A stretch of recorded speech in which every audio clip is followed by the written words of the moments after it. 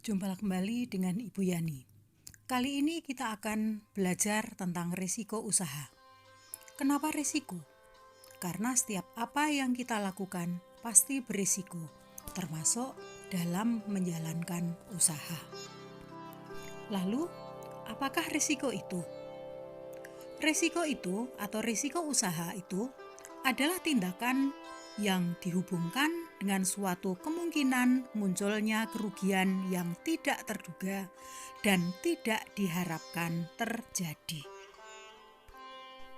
Dalam prakteknya, kita mengenal ada dua kategori risiko usaha, yaitu yang pertama risiko murni.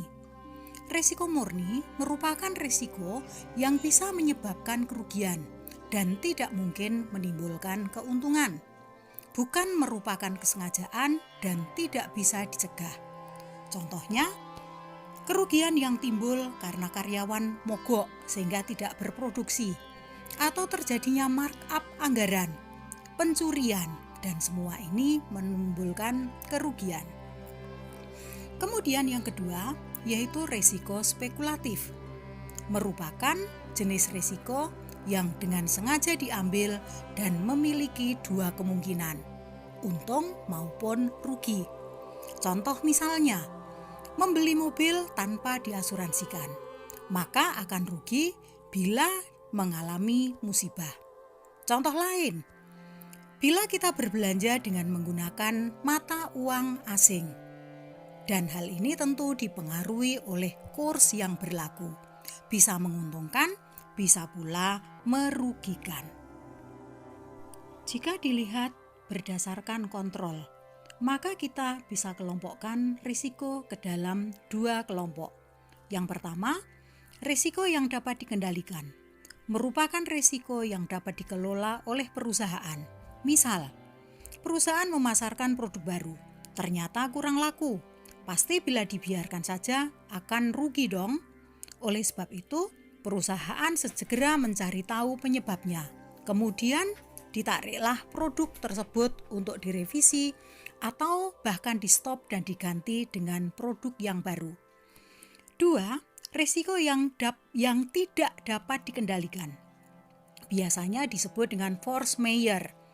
Misalnya, bencana alam, kecurian, kebakaran.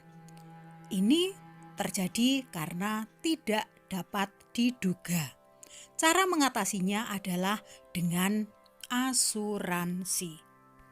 Jika dilihat dari dampaknya, kita mengenal ada risiko sistematis, yaitu risiko yang memiliki dampak yang kompleks. Misalnya pada saat terjadi krisis moneter, semua akan menanggung kerugian. Dua, risiko spesifik, yaitu risiko yang memiliki dampak khusus, tidak dapat dihindari, namun dapat diminimalisir. Contoh, risiko yang muncul karena limbah produksi. Kita juga perlu mengenal ada berbagai macam jenis risiko usaha. 1. Risiko produksi. Contoh, terjadinya produk cacat atau rusak karena tidak dikontrol dengan baik. Akibatnya pembeli kecewa, mengabarkan kepada orang lain sehingga produk tidak laku. Risiko ini dipengaruhi baik faktor non-human atau mesin misalnya, maupun faktor sumber daya manusia yang meliputi tanggung jawab, etos kerja, ketelitian kerja, dan sebagainya. 2. Risiko pemasaran. Risiko ini muncul karena kekurangmampuan bagian marketing dalam memasarkan produk. 3. Risiko SDM terjadi karena kelemahan SDM, misalnya dalam hal kedisiplinan, ketelitian, etos kerja. Maka, sejak perekrutan karyawan harus benar-benar selektif, ditempatkan sesuai dengan kompetensinya dan ditingkatkan kemampuannya. 4. Risiko finansial. Risiko karena ketidakpastian pendapatan usaha. 5. Risiko lingkungan, berhubungan dengan limbah yang ditimbulkan oleh usaha yang dijalankan. Maka harus diupayakan agar bisa diminimalisir. 6. Risiko teknologi. Ini berhubungan dengan alat yang digunakan, baik bila dilakukan pemeliharaan atau servis berkala. 7. Resiko permintaan pasar berhubungan dengan pergeseran selera dan keinginan konsumen, maka harus diupayakan untuk melakukan inovasi. 8. Resiko perbaikan. Perbaikan perlu dilakukan, namun harus memperhatikan kemampuan supaya tidak berdampak negatif. 9. Resiko kerjasama berhubungan dengan pihak lain yang bekerja sama dengan pihak kita, dan ini mutlak harus mengenal mitra bisnis. 10. Risiko peraturan pemerintah. Dalam hal ini harus dipastikan bahwa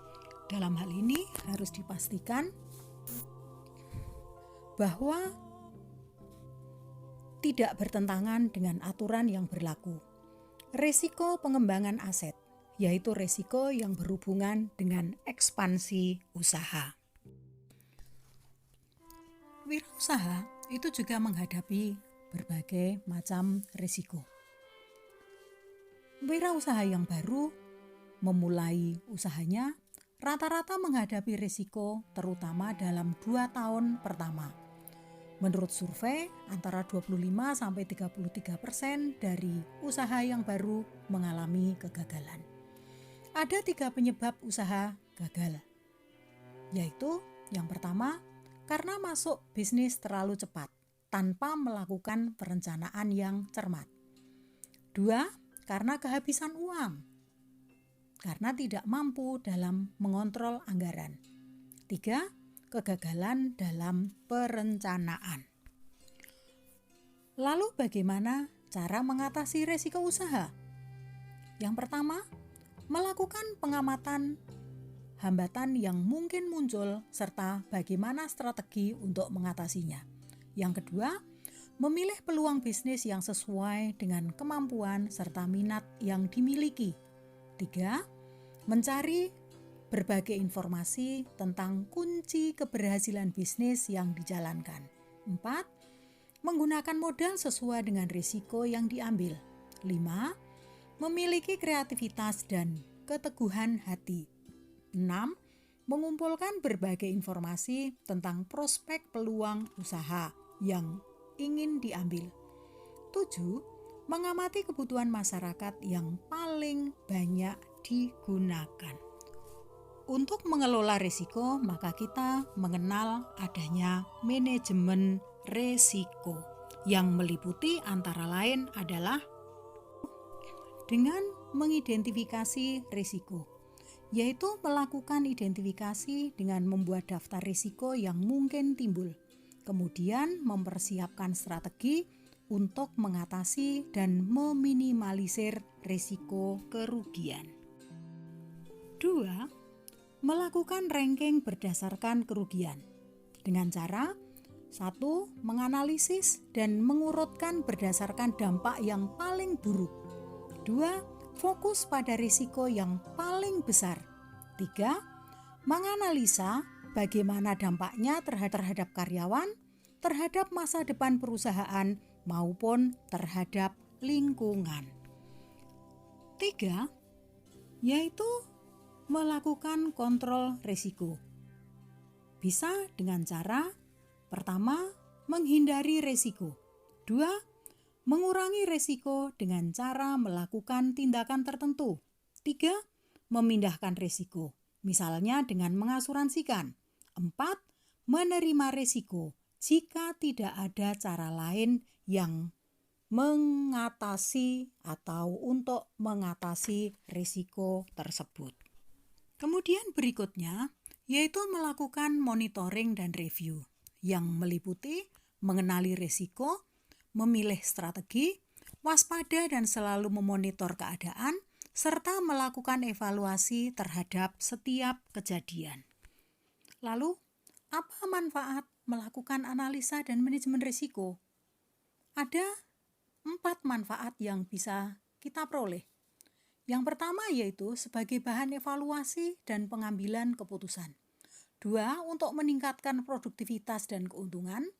3. Memudahkan dalam mengestimasi biaya. Dan yang keempat, sebagai bentuk tanggung jawab sosial dan lingkungan. Lalu apa tanggung jawab sosial dan lingkungan? Hal ini yaitu yang pertama, tanggung jawab terhadap konsumen dengan memberikan jaminan kepada pelanggan atas kualitas produk serta kepuasan konsumen. Kedua, terhadap karyawan, yaitu dalam hal keselamatan kerja, perlakuan yang adil, serta masa depan yang baik.